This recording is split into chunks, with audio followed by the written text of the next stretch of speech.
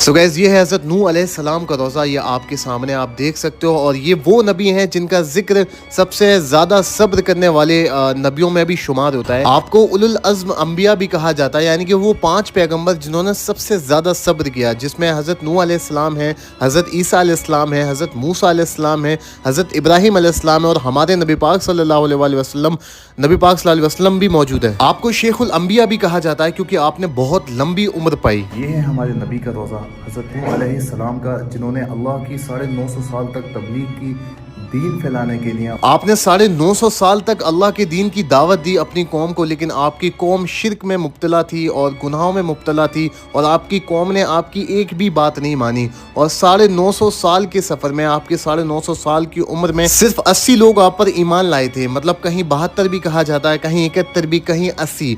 मतलब इसका यह है कि सिर्फ कम ही लोग आप पर ईमान लाए थे। कुरान में भी आपका सूरह हूद और सूरह नूह में जिक्र है। जब आपकी कौम ने आपकी एक भी बात नहीं मानी, फिर अल्लाह रब्बुल इज़्ज़त ने आपको हुक्म दिया कि एक कश्ती बनाओ और उसमें आप अपने घर वालों को और वो लोग जो ईमान लाएं और हर जानवर का एक जोड़ा रखो। और उसके बाद आसमान से बारिश हुई और ज़मीन से चश्मे फूटे और पानी का अजाब आया, जो पानी पूरी दुनिया में गया और आपकी पूरी कौम तबाह बर्बाद हो गई और सब अजाब के चपेट में आकर के सब खत्म हो गए। सिर्फ वो लोग बचे जो आप पर ईमान लाए थे और आपकी बात मानते थे। हज़रत नूह अलैहिस्सलाम का एक बेटा भी था जो आप पर ईमान नहीं लाया था और सारी चीज़ों को झुटला दिया था, शिर्क भी करता था।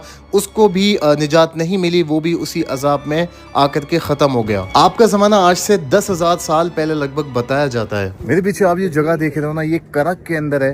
ये करक जॉर्डन की एक सिटी है जहाँ मैंने अभी आपको दिखाया पूरे रास्ते में। और इस मुकाम पर है हज़रत नूह अलैहिस्सलाम का रोज़ा मुबारक। ये हमारी खुशकिस्मती है कि हम यहाँ आ सके, वरना हम इतने गुनाहगार हैं कि हमारा मतलब कोई मतलब ही नहीं बनता। हम तो इतने गुनाहगार हैं, लेकिन अल्लाह का लाख लाख करम है, एहसान है कि अपने नबी का रोज़ा दिखाया। ये बहुत बड़ी बात है हम गुनाहगारों के लिए। ये आप देख सकते हो।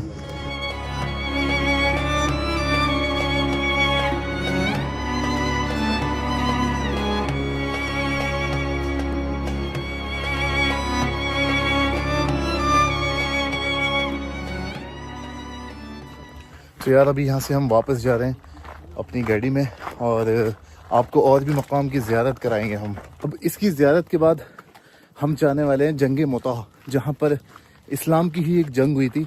उस जगह की हम ज़ियारत करेंगे।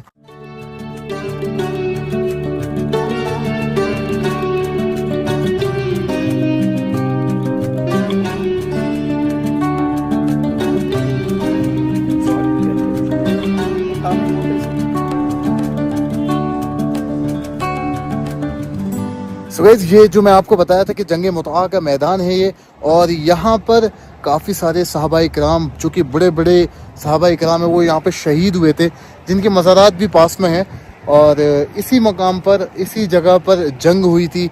3,000 मुसलमान थे और 1 लाख से ज़ायद लगभग रोमन्स थे, तो उनके बीच में यहाँ पर वो जंग हुई थी। आप देख सकते हो इस जगह पर जो बड़े बड़े सहाबा शहीद हुए थे, जिसमें से हज़रत ज़ैद बिन हारिसा रज़ियल्लाहु ताला अन्हु थे, हज़रत अब्दुल्ला बिन रवाहा रज़ियल्लाहु ताला अन्हु थे और हज़रत जाफ़र बिन अबी तालिब रज़ियल्लाहु ताला अन्हु थे, जो कि मौला अली के बड़े भाई हैं, जाफ़र बिन अबी तालिब रज़ियल्लाहु ताला अन्हु। और आप सबकी शहादत नबी पाक सल्लल्लाहु अलैहि वसल्लम मदीने में खड़े होकर के सब सहाबाओं को बता देते कि अब कौन शहीद हुआ और अब कौन हुआ। आई होप आपको व्लॉग अच्छा लगा होगा, और यार अगर अच्छा लगा है तो चैनल को सब्सक्राइब कर देना और वीडियो को लाइक भी कर देना, कमेंट्स करके बताना भी। आई होप आपको ये व्लॉग अच्छा लगा होगा, तो चैनल को सब्सक्राइब कर दो यार। बाकी मिलते हैं अगले व्लॉग में।